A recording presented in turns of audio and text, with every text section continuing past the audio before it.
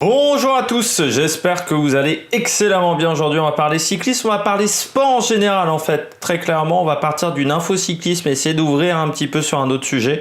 N'hésitez pas à vous abonner tout de suite à la chaîne. N'hésitez pas également à mettre un pouce bleu, à réagir dans les commentaires, même à partager cette vidéo. Je sais que je fais un petit peu le forcing là-dessus pour améliorer encore la visibilité de la chaîne. Dis donc, je vais sortir une phrase en français. Je suis déjà assez content du mois de janvier. Alors certes, il y a eu beaucoup de vidéos, il y a eu pas mal de travail sur 4-5 jours, parce qu'il faut savoir que les présentations d'équipe, je les ai tournées sur 3 jours. J'ai fait le montage sur 3 autres jours. Et l'upload a dû prendre un petit peu parce que pendant que je montais, il y avait de l'upload qui était fait également et je faisais les miniatures aussi. Donc ça a pris voilà, un petit peu de temps à tout faire. Et puis ensuite, on a fait également pas mal de vidéos sur le mois de janvier. Donc voilà, on est à plus 59, je crois, sur les 28 derniers jours pour le moment. J'aimerais que ça augmente beaucoup plus vite, bien entendu. On veut toujours ça aille plus vite, mais déjà très content que des gens aient rejoint cette chaîne depuis quelques jours. On va parler un petit peu de cyclisme. Pourquoi ? Parce que je ne sais pas si vous avez appris cette nouvelle. Tom Dumoulin qui a décidé de faire une pause dans sa carrière, de faire un break, et ce qui est assez surprenant pour un coureur qui n'a que 30 ans, qui voilà, bon, mais certes a fait une saison 2020 assez moyenne, mais qui voilà, a quand même un énorme palmarès. Je rappelle, une fois deuxième du Tour de France et du Tour d'Italie, vainqueur du Tour d'Italie en 2017, champion du monde du contre-la-montre en 2017, vainqueur de Big Bang Tour en 2017, 4 victoires d'étape sur le Tour d'Italie, 3 victoires d'étape sur le Tour de France, 2 victoires d'étape sur le Tour d'Espagne, 2 étapes sur le Tour de Suisse, deuxième des Jeux Olympiques au niveau du contre-la-montre en 2016, donc c'est quand même un énorme palmarès. Même sur sa saison 2020, je rappelle qu'il a quand même fini 7ème du Tour de France, 2ème du dernier contre-la-montre à la Planche des Belles Filles, qu'il a fini 7ème également du Dauphiné. Bon, il a abandonné sur la Vuelta, mais on sentait qu'il était un petit peu cuit. Et sur sa saison 2019, non, la saison 2019 n'avait pas été bonne. Il avait fait que 4ème de Tirreno Adriatico, mais il avait des problèmes de genoux. Je me souviens sur sa dernière année du côté de la Sunweb, et ensuite, bon, à partir du Dauphiné, il était parti en vacances un petit peu importantes. Donc c'est assez surprenant qu'un coureur comme ça décide de prendre sa retraite, de faire un break dans sa carrière, un break qui pourrait peut-être être plus ou moins long, c'est pour ça que je parle peut-être de retraite du côté de Tom Dumoulin, parce que Marcel Kittel, ça a commencé comme ça. Au départ, il nous a dit je vais faire un break, je vais faire une année sabbatique, et puis l'année sabbatique, il a toujours pas repris Kittel.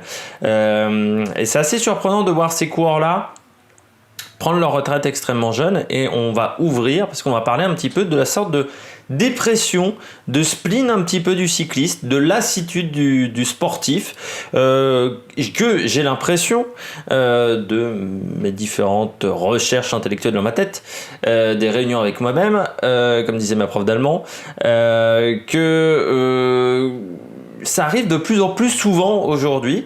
Alors on va essayer de voir, je vais essayer de vous donner peut-être des raisons qui sont peut-être bonnes, peut-être pas bonnes, certains critiqueront dans les commentaires, sur ce qui pourrait être ce qui me semble être intéressant dans ce sujet-là, dans cette sorte de dépression des sportifs, et je pense que c'est important aujourd'hui d'en parler, parce que peut-être que ça arrivait de manière un peu plus importante même en 2020, en 2021. Pourquoi ? Tout simplement déjà parce que vous avez les Jeux Olympiques et que c'est toujours un moment de break de carrière assez important. Et puis qu'on a eu une saison 2020 dans beaucoup de disciplines extrêmement condensée. Alors le cyclisme, je crois que ça a été le sport où ça a été le plus important, mais même en tennis, en athlétisme, on a eu quasiment une saison blanche, donc là c'est difficile d'en parler, mais en F1, en moto, en rallye, on a eu des saisons très courtes sur des périodes parfois très resserrées, et qui ont peut-être accentué ce phénomène de lassitude qui peut arriver de plusieurs manières. Alors on va essayer déjà de comprendre du côté de Tom Dumoulin d'où peut venir cette lassitude. Premièrement, il a 30 ans, Tom Dumoulin, il a commencé il y a 10 ans. Il a commencé en 2011 chez Rabobank, à l'époque en Continental, puis il est allé chez Argo Shimano, qui est devenu Giant, qui est devenu Sunweb, et l'année dernière, il a rejoint la Jumbo Visma pour une première saison. Il y a une pression quand même, il a toujours connu la pression, Tom Dumoulin, parce qu'il est devenu performant très jeune. C'est vrai que ces 2 victoires sur le Tour de Suisse, c'était en 2015. Au départ, on pensait que c'était un coureur seulement de contre-la-montre, et puis on s'est aperçu sur le Giro en 2017, mais même déjà un petit peu avant, qu'il était capable d'être très performant sur les grands tours aussi.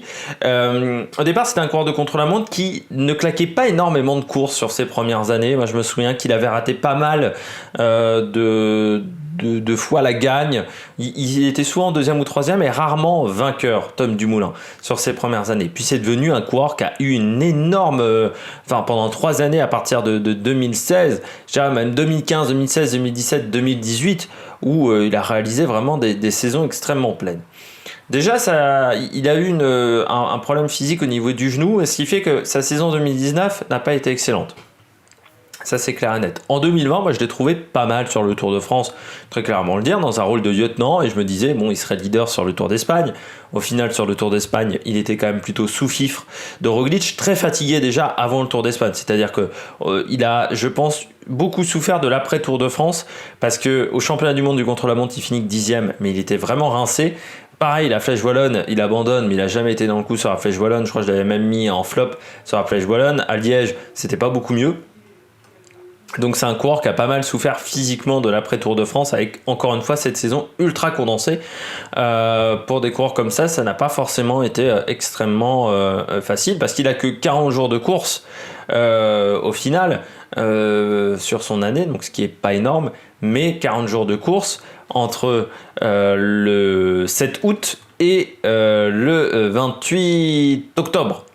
Vous voyez, hein, ça a été très très très ramassé au niveau de sa saison avec très peu de pauses. Donc la première raison peut-être, c'est déjà que la saison 2020 n'a pas été exceptionnelle dans une équipe ultra concurrentielle, il faut le dire. Lui, il a connu le fait d'être seul leader d'une formation. Chez Sunweb, c'était lui le leader. Vous aviez Michael Matthews, mais c'était les deux qui avaient la pression. Ça n'a pas été le cas en 2020 chez Jumbo, mais il s'est retrouvé dans un collectif très très fort en montagne. J'ai fait la présentation de la Jumbo, vous pouvez la regarder également. Vous pouvez voir que c'est une pression qui est énorme. Et c'est vrai que cette année, il a peut-être souffert du fait de ne plus être dans la lumière, d'être un peu dans l'ombre par rapport à d'autres leaders. Il y a peut-être un problème physique du côté de Tom Dumoulin. C'est-à-dire, il pense aujourd'hui, à 30 ans, qu'il n'arrivera pas à retrouver ses capacités physiques d'avant, parce qu'il y a eu un problème au niveau du genou. Que les soucis au niveau du genou, je n'ai parlé énormément au moment de Chris Froome, mais dès qu'on est sur des problèmes au niveau genou, au niveau de la zone iliaque, de cheville, au niveau d'un cycliste, c'est parfois rédhibitoire. On ne peut plus revenir à son top niveau.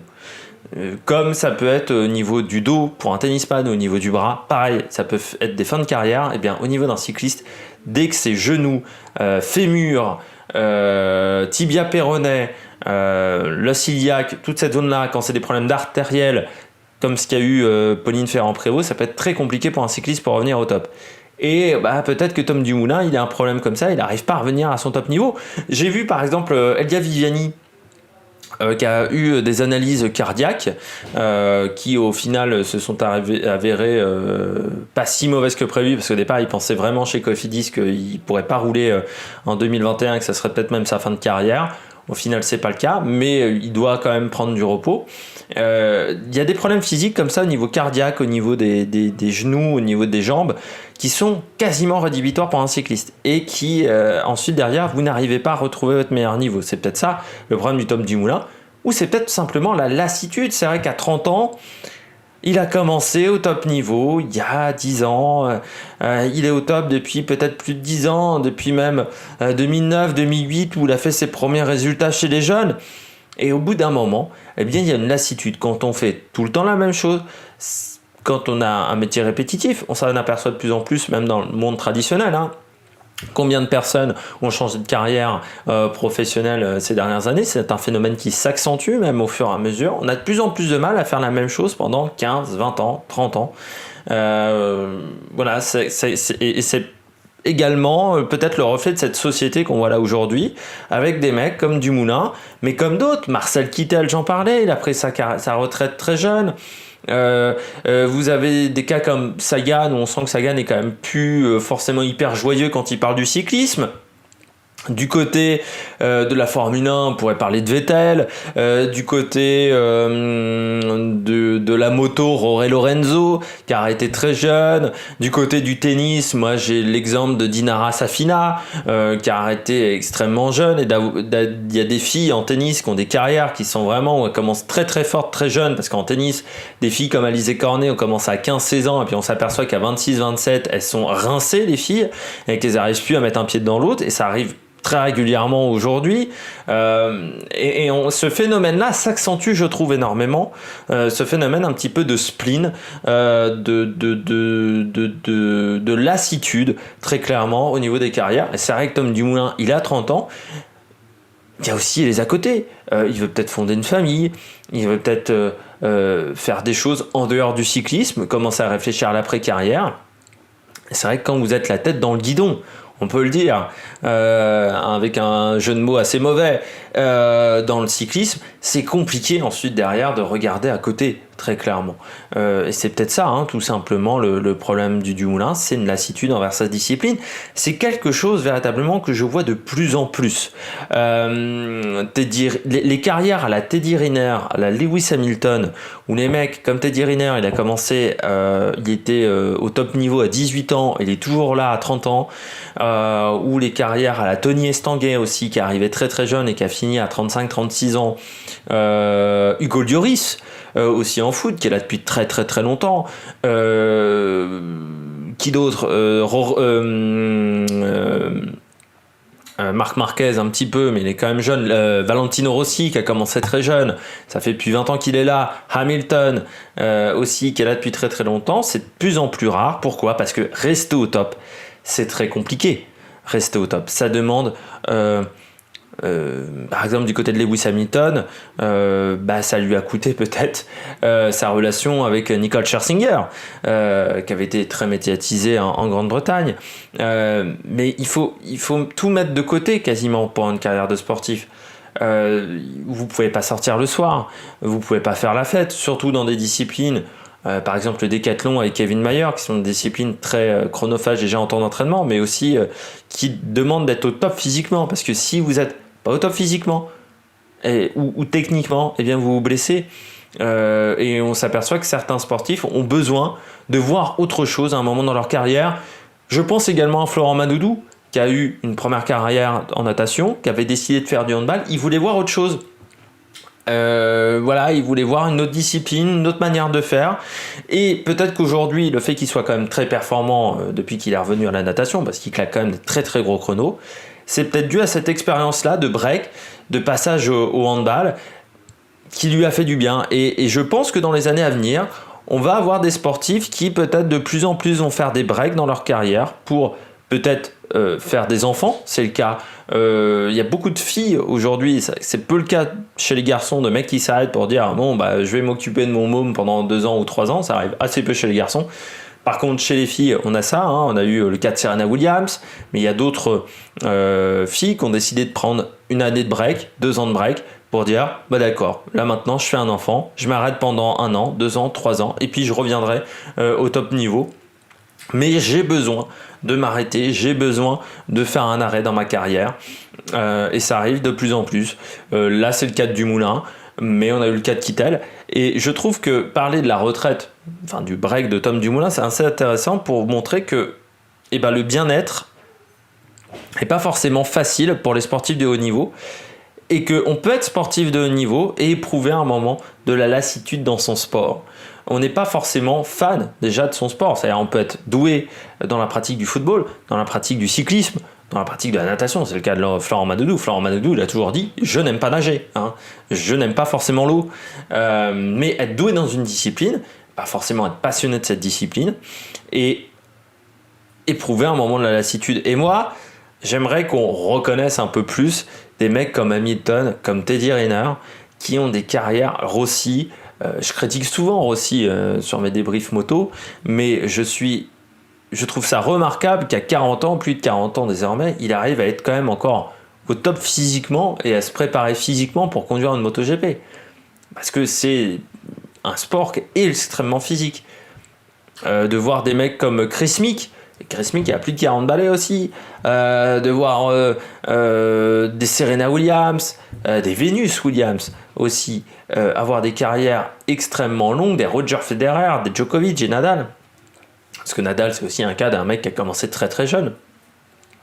De voir des mecs qui arrivent à avoir des carrières sur 15 ans, 16 ans, 17 ans, 20 ans, je trouve ça remarquable, il faut le mettre en avant parce que c'est être sportif de haut niveau, un métier qui est compliqué, qui demande de mettre de côté énormément de choses. Alors, vous avez l'avantage de provoquer énormément d'émotions, d'avoir beaucoup d'émotions dans votre carrière, ce qui n'est pas forcément facile à gérer. De provoquer autant d'émotions chez les gens, ce n'est pas facile à gérer pour quelqu'un. Et donc, je voulais parler de Tom Dumoulin. C'est une vidéo un petit peu bordélique, vous l'avez vu. Il y en a quelques-unes comme ça dans l'année, souvent même je dirais, sur la chaîne. Mais c'était important, je trouve, de signaler, de parler de ce break de Tom Dumoulin parce que ça permet de remettre dans le contexte des éléments qui actuellement, je trouve ça intéressant, et un phénomène de lassitude, je dirais, du sportif qui peut-être s'accélère de plus en plus, et c'est important, je pense que ça serait intéressant d'avoir des études là-dessus, d'avoir des enquêtes sur cette lassitude du sportif dans les années à venir. J'espère que vous avez aimé cette vidéo. N'hésitez pas à réagir dans les commentaires pour me dire si vous êtes d'accord, pas d'accord avec moi, si vous avez d'autres exemples de sportifs qui ont eu des breaks comme ça dans leur carrière, qui ont eu besoin d'arrêter très jeune à cause d'une lassitude, de donner votre avis également dans les commentaires, de mettre un pouce bleu, de vous abonner à la chaîne, c'est très important, de mettre la petite cloche, ça c'est plus pour vous, très clairement, pour être au courant des dernières vidéos qui sortent sur la chaîne, parce que c'est pas régulier, et parfois il y en a 2 ou 3 qui sortent dans la même journée des vidéos, donc je suis même pas sûr que ça les signale tout le temps avec la cloche. Donc je pense que des fois, méfiez-vous, n'hésitez pas à aller sur la page de la chaîne, et puis nous, on se retrouve pour de nouvelles aventures sur la Méric Production. Ciao ciao.